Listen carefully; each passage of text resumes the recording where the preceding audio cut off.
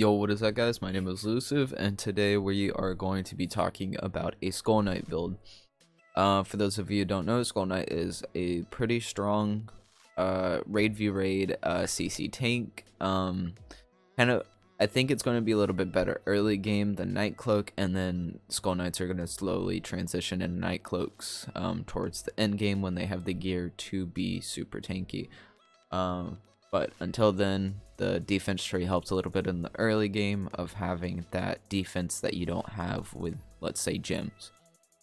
So in my last video, I did Nightcloak, and Skullknight and Nightcloak are pretty similar, except for Skullknight has the defensive tree, and Nightcloak has a little bit more CC with Witchcraft.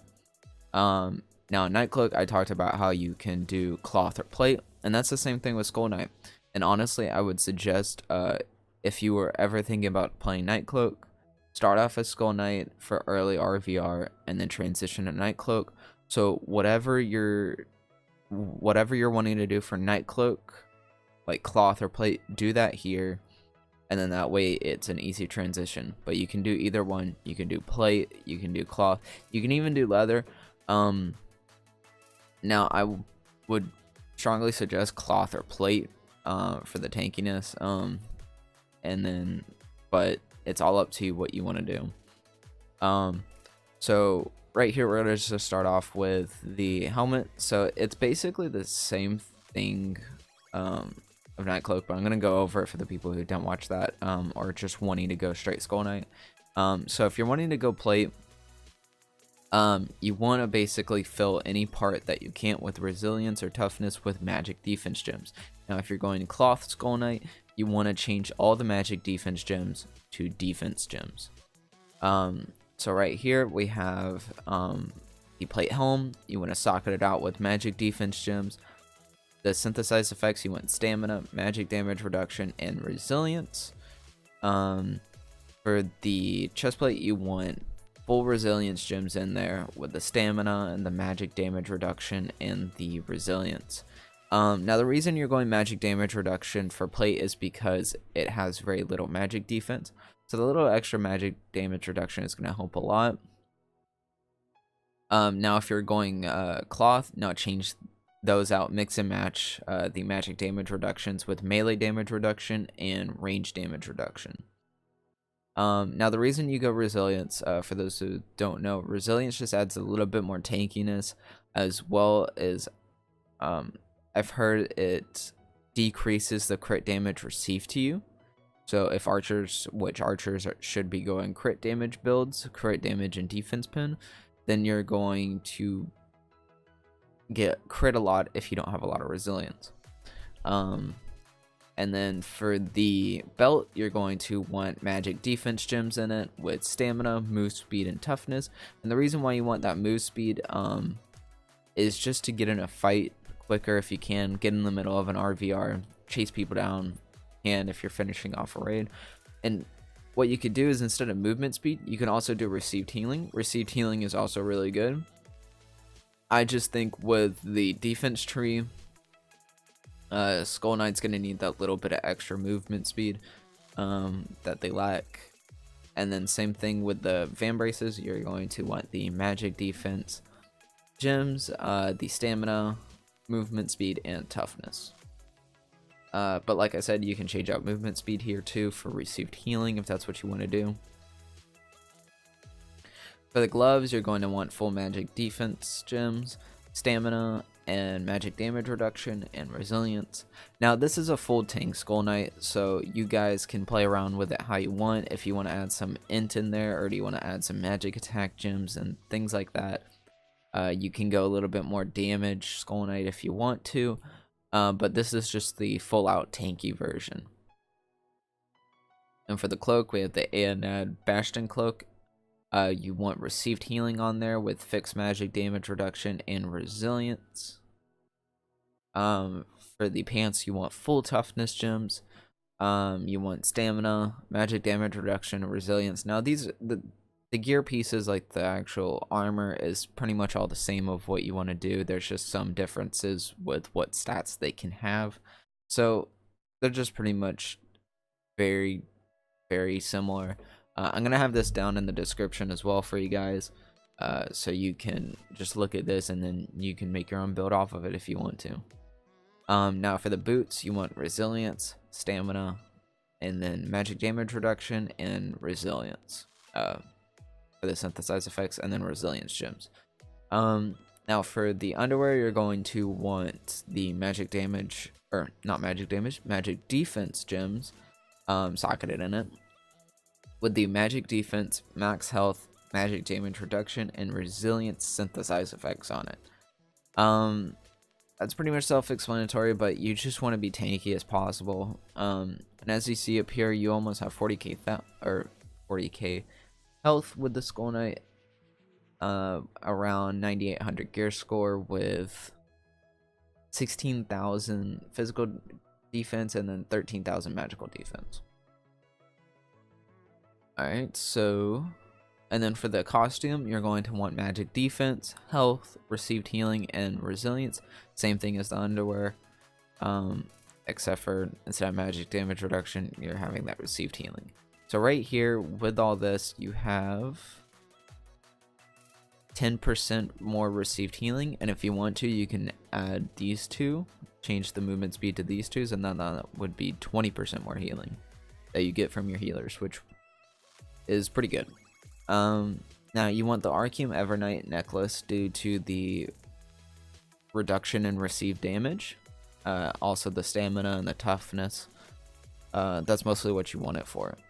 Now the Noriette earrings, you want magic damage, or not magic damage, magic defense on them, for both of them. Now if Noriette's going to be a little, towards the later game that you're going to be able to get them, but if you can get the, until you get them and you're just upgrading your crafting gear, now obviously you might get Noriette before Aeonad, but you can do earth earrings, like any earth earrings. It doesn't have to be Aeonad, it can be Delphinad, Illustrious, Magnificent, whatever, but you can have the earth earrings to replace it to have that magic defense. But Noriette is usually what you want to go for. For the ring, you're going to want the lightning ring for a little bit more extra health. You can also go a Noriette ring, so if you want to, you can go Noriette and then do stamina and magic defense, or you can do max health. Personally, what you want to do, I would personally do a little bit more max health, so the 590. I would do that, but if you can, I would do a lightning ring, just because it gives more health than it. But if you're wanting to go the defense route, then do the Noriette. You also want the dream ring for the extra skill damage and extra stamina. So for the main hand, you're going to want a Sceptre for that extra little magic attack. You want to socket it out with full magic defense, and for the synthesize effects, you're going to want intelligence for a little bit more damage, and then attack speed and cast time. The attack speed is mostly just for your global cooldowns, and then the cast speed is just so you can cast some things faster, like what is it?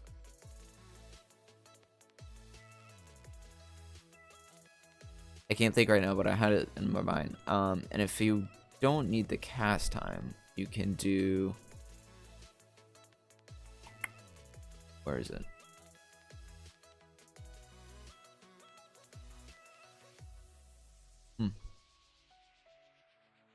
No, never mind. That's not on this piece. My bad. But yeah, that's mostly what you want to go. And then for the shield, you're going to want the magic defense shield, where it says, so if you look here, I'll show you guys. So with the Haram variant, it has two different shields. The magic defense shield and then the physical defense shield. Now, if you're going cloth, you're going to want the physical defense shield. If you're going plate, you're going to want the magic defense shield. So right here we have the magic defense one, and you're going to want to socket it out with magic defense, and then you're going to want to have intelligence on it, move speed, and shield block rate. Now, instead of movement speed, you can do evasion if you want to, but I personally think the movement speed is going to help Skullknights a little bit more due to their slowness of the defense tree. But if you're planning to go Night Cloak, you can put Evasion on there if you want to. But it's honestly whatever you want to do. Like I said, the movement speed is just a personal preference. So you can change that out to whatever you want. Now for the bow, you're going to want to socket that out with magic defense gems. Have the synthesized effects to be stamina, attack speed, and cast time. And if you really want to, you can change the cast time to magical critical rate. That's what you want to do, or magic crit damage. I just think the cast time is going to help a little bit. It's not much, but it's going to help a little bit. Now for the flute, you're going to socket it out with full magic defense, and for the synthesized effects, you want the movement speed, shield block rate, and stamina. Now, like I said before, you can change the movement speed to evasion if you want to, or have more magic attack. All up to you what you want. I just think the movement speed is going to help a lot with how slow Skullknights are. They do have mobility, but they only have 2 movement skills, so if someone like an archer can kite them really well, it's going to be very, very hard for them to get on them. So, and especially with redown on, you have decreased movement speed, so it's just going to help a lot. Now for the details, the ones that matter for the defense, there it is. You have 26% shield block rate, 7% parry rate, 10k resilience almost, 2500 toughness, 20% magic damage reduction with 75 extra just fixed damage reduction. You almost have 6 movement speed, 6 meters a second, I think it is. Yeah, 6 meters a second. 92% cast time, 88.8% attack speed, 1200 stamina, 3500 intelligence, and you have 16,300 physical defense, and then 13,300 magic defense. You also have 672 magic attack, and this is all at 9800 gear score. Now for the skills, this is roughly what I think would be good. Now you can change some things, like you can change Play Dead and Vengeance to Summon Crow and Shrug It Off, or Comet Boom.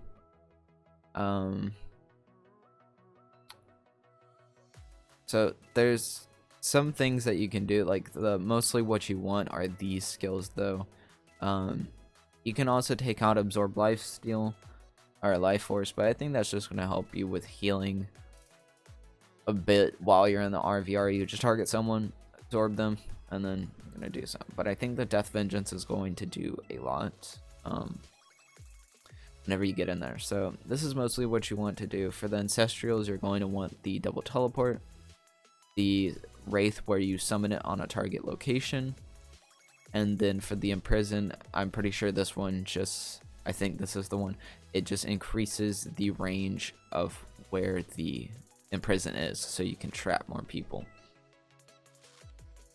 The Banishment is something that I would never really think of going, but I saw it on Korea, a lot of Skullknights running it, and I think this is going to be good for the Mage Ball.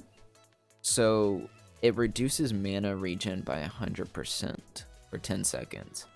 Now, if you think about that, especially with the mages still going plate and having more mana increase, and the healers having the mana increase if they go plate, if you go in there while they're at half mana, and you go in there and then just cast that, they're not going to be able to regen mana. They're going to have to use some type of pots to regen their mana. They're not going to be able to use food either because it's a mid-fight, so it's going to have to be pots, and those have a cooldown. So unless they have big pots to regen most of their mana, then it's going to be pretty big.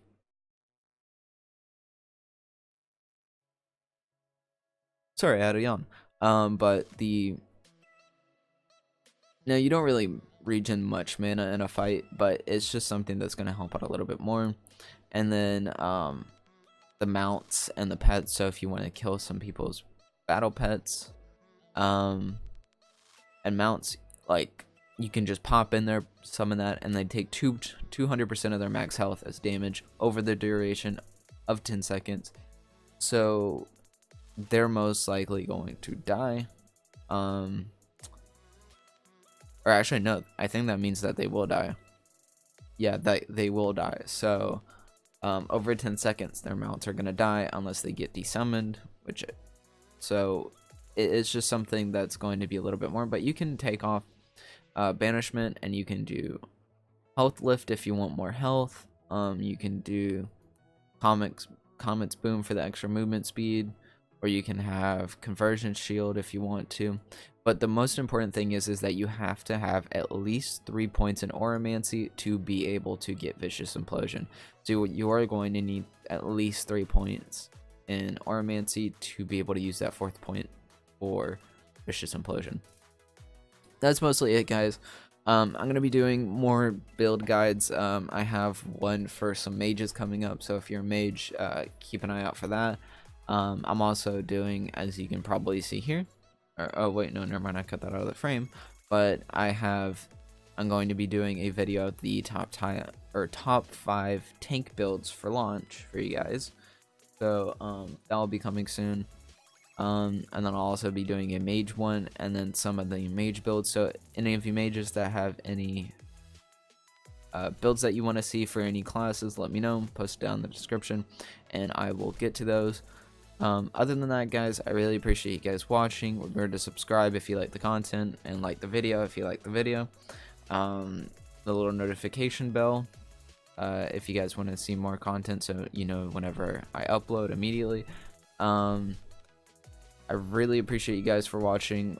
The growth has been amazing with the subs, and I hope you guys have a great day, and I will catch you in the next video.